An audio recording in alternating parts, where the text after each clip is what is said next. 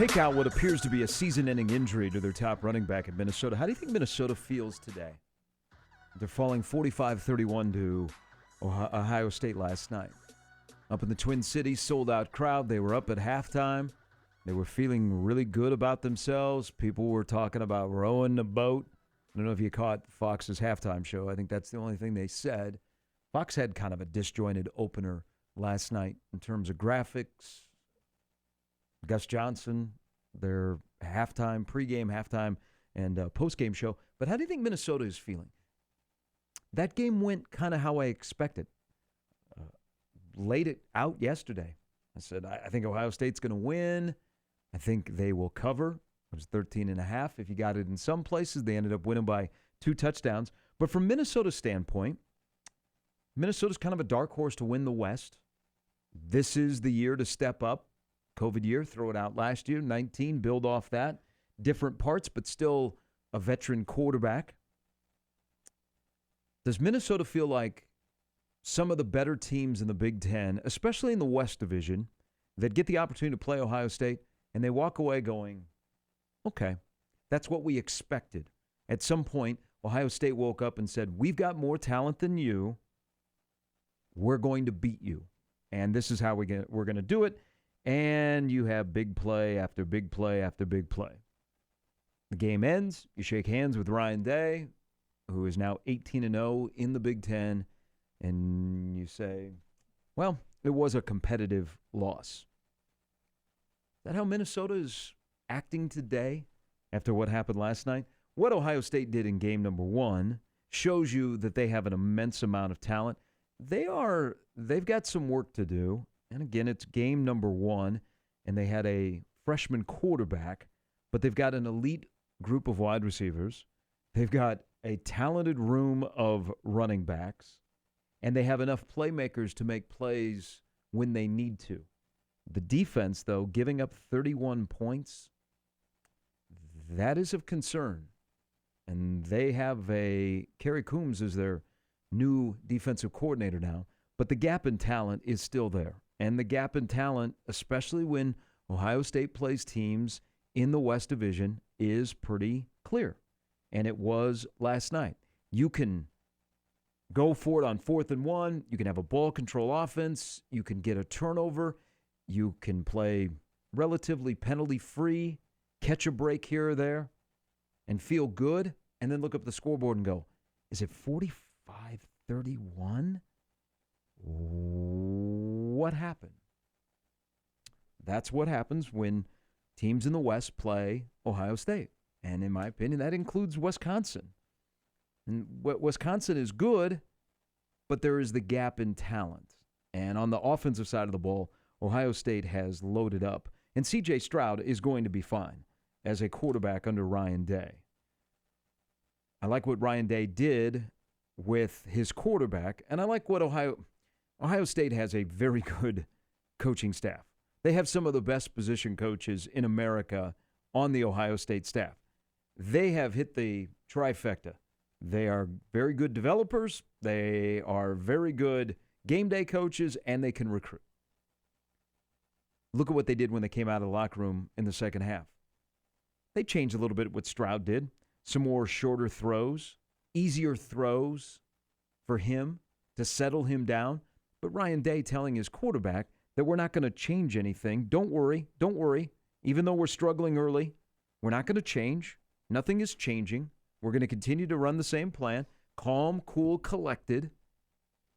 And in the second half, they make it easier on him, and not bad for his first performance. And most importantly, they won a football game. And probably they're going to look at it and say, I'm glad that at times our quarterback struggled. And then he bounced out of it. But don't kid yourself. Any quarterback in this country would love to go to Columbus and be able to play pitch and catch with those wide receivers. Those guys catch the ball. Most of the times it seemed last night they caught it on the run. So they caught the ball, they just turned it up, and they were gone. That's Ohio State. That's game 1. That's a feeling if I'm Minnesota and other teams that are in the West that go toe-to-toe for points during a game, and you walk off the field and go, okay, kind of went how we expected. Could have been a break here or there. But it was a competitive loss. I don't know if P.J. Fleck is built to say that, but that's the case last night. And Ohio State now moves on to Oregon, and Minnesota will probably make it official sometime this morning that Ibrahim is out for the year due to an Achilles injury. To see that in real time is... We were talking a couple of days ago on a crossover about some of the injuries that you see live. In real time, you see it, something doesn't look right, and then when you slow it down and you go back and you're like, that's an Achilles, you can see it pop. And Minnesota will have to figure out how to take care of their running back position. There is another game in the Big Ten tonight, Northwestern and Michigan State. We will later in the show get Britt Ciancia's opinion on what he thinks the Big Ten will shape up after seeing Ohio State, Minnesota last night. But Northwestern, Michigan State is a very intriguing game. Oh, by the way, those two opponents, Nebraska plays back-to-back the end of this month and the first Saturday in October. Hunter Johnson is back at Northwestern. They lost a plethora of talent. They're one of the youngest and most inexperienced teams in college football. You don't know what you're going to get out of Michigan State. They retooled their roster. They have plenty of transfers. This is year 2 for Mel Tucker. Michigan State actually upset Northwestern last year up in East Lansing. I think this is an intriguing game. I don't think it'll be a pretty game. I think it'll feel like they haven't mowed the grass in Evanston since last season. But it's for how you feel about Mel Tucker and Pat Fitzgerald, I think it's an important game because people are already writing Northwestern off.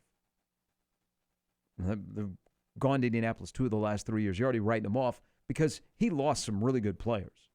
And they've suffered an injury to their running back in camp. The quarterback position, they bring back Hunter Johnson for 2.0. I think people have already said, Northwestern, they'll be in the cycle. You'll be back next year. I don't think Pat Fitzgerald is wired that way. But if you're going to tell people in a perceived down year in Evanston that we're okay, that's a game that you win with a small line that is actually dropped from where it started. I think it's Northwestern this morning. I saw at 3. All right, 10:44. You can get in on the Football Friday. We will have much more on what Nebraska is up against Fordham, but Nebraska is kind of up against themselves tomorrow. It's not Nebraska against Fordham. It's Nebraska against Nebraska. 951-1620. Emails are always welcome into the Equitable Bank inbox, Gary at 1620thezone.com, or on the JTech Construction Twitter feed at Gary Sharp 1620. Paul writes into the Equitable Bank inbox, tomorrow's game needs to be over by halftime. Starters get one series in the second half, then take a seat. If we're heading towards the second half of the third quarter saying one more score, one more stop, and we can stop pulling guys, then that's a problem. A prediction now. Martinez will do fine. Not great, but he'll be okay.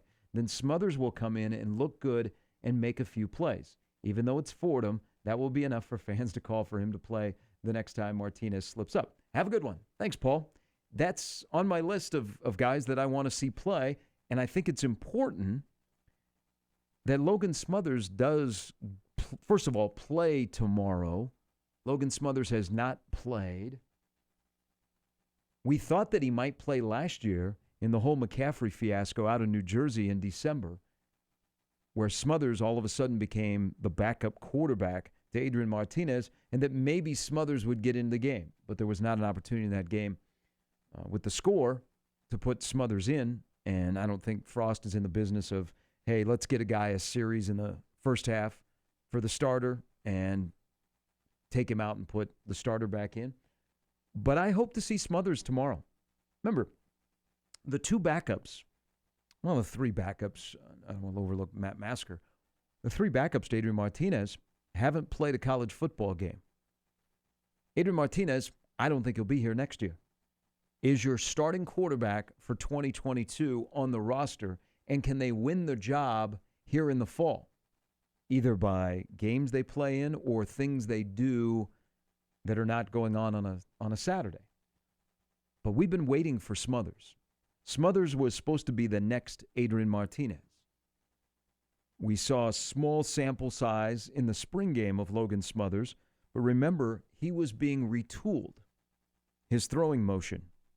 We haven't seen him since. We saw enough of Harburg to go, okay, The big fella, there is something there. But tomorrow's an important day for Smothers. Important day for the number one quarterback. Again, Adrian's got to play. He's got new wide receivers. Adrian needs to play. Adrian can't just show up and it's preseason football and he gets a couple series and then he's done. Adrian needs to play, and he needs to play well. He can't look like bad Adrian and then here comes good Adrian and then back to bad or bad to good to good. Adrian needs to play well. And when it's time to turn it over, I think it's important for the future that Logan Smothers gives you something. That Logan Smothers looks like he has been coached well, that his mechanics are good. It's not a deer in the headlights look. And if pressed into service, he could come into a game and you'd go, okay, there's something here. But he's kind of supposed to be the future. Harburg might be the future. So that's the player that I'm looking forward amongst. I've got 5 that I'll drop in throughout the show of young guys that have just begun their career, have played a little bit last weekend, or haven't played at all. He's near the top of the list. If he comes in and plays well, is that going to put pressure on the Adrian? No. But it kind of makes you feel okay for the future, but also important for the position coach. We know what the product in his 4th year looks like. What about the guys that have yet played? And one that you have worked on to retool his throwing motion. What do they look like? Because if they both look choppy in a game, that's a direct reflection on you. Because you know going in this week, they are feeling, hey, this opportunity to play. We know that happens. I'm probably pretty certain that this was a good week of practice for Nebraska. Because guys that are 2, 3, 4 on the depth chart, they're not stupid. They look at this game and they know that there's going to be an opportunity for them to play. They need to be ready to play. So they probably had, and if, especially on the offensive ball and on the offensive side of the ball, and you're told, hey, you got to be consistent to play. You got to have a good, consistent week of practice. I bet this has been a pretty good week of practice. Because those 2nd, 3rd, 4th team guys, even some of your 5th team guys, they realize there's an opportunity for them to get into a game. And the only way to get into the game is the frontline guys got to perform well and get the score to a point where the coaches go, we're comfortable, here we go, fire drill on the sidelines, raise your hand if you haven't played yet, and we're going to get you into the game. So I think they probably had a good week of practice because guys that don't normally play are thinking, I'm going to get to play. I'm going to get to play. How do I get to play? I got to be good in practice, and I got to make sure those first team guys are all set to go. And then when they get in the game, how do they look? That's why watch the quarterbacks closely to see how they handle things. Definitely, Fordham is overmatched, but that shouldn't matter. Nebraska, it's Nebraska against Nebraska this weekend, and you can't afford to get beat. But Logan Smothers is near the top of the young guys that I'm excited to see. Hutmacher is another one of those. Tony Tuioti last night on the radio show said that Hutmacher, the polar bear, is ready to come out of hibernation. This is what these games are meant for, is opportunities to play guys that aren't going to play a lot during the course of a season. And if you think about the rest of the season, how many more opportunities are there to get guys that are going to be important for your future, 22, 23 down the road, to get into a game? Buffalo's going to be a test next week. Buffalo is going to be a worthy test next week for Nebraska. Maybe the only other time after this week that you're able to play a plethora of guys is going to be in a blowout. I mean, you might not have an opportunity to play guys that are part of your future when you get to October and November. So that's why tomorrow is important for Nebraska to come out, throw some kill shots right away, allow your first-team guys to get into a lather, perform well to your standard, and then say thank you and turn it over to guys that have been grinding for a month that want their opportunity. I know that that's a downer. If you have been somebody who's not a starter and you're going in practice and you're helping the first-team guys get better and you're working on your craft as well, you know the schedule.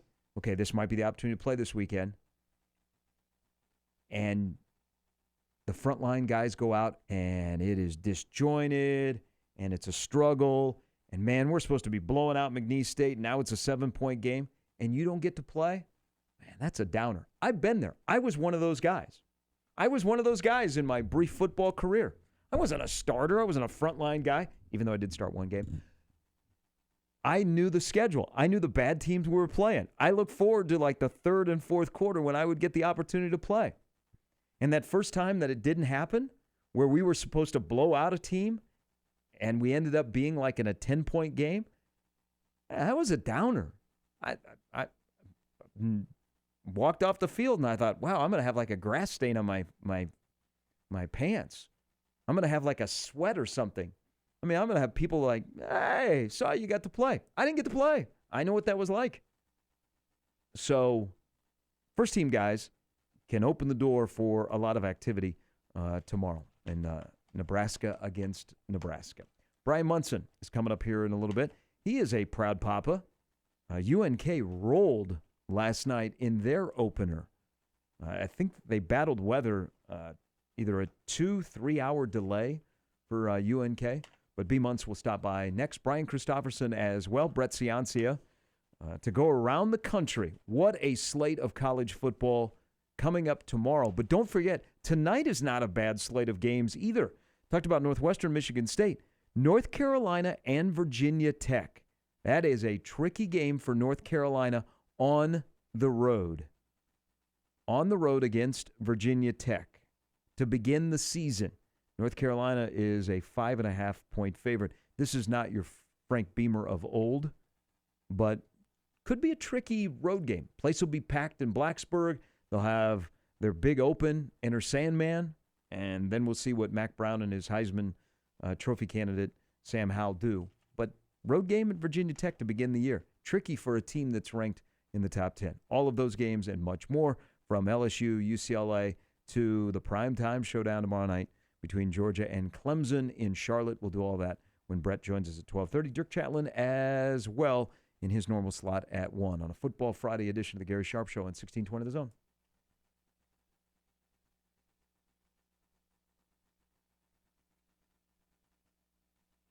Woodhouse Place Nissan, 144th and Giles, and online at woodhouseplacenissan.com.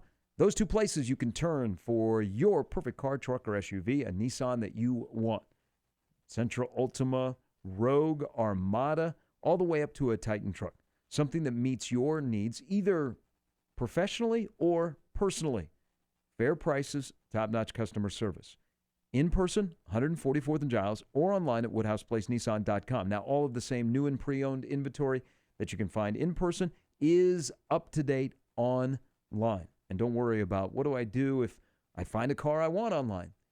You're right there. You can interact with the sales staff, and they will walk you through the journey. Become a member of the Woodhouse Auto family today. Experience the difference. Purchase with confidence. Woodhouse Place Nissan, 144th and Giles, or online at woodhouseplacenissan.com.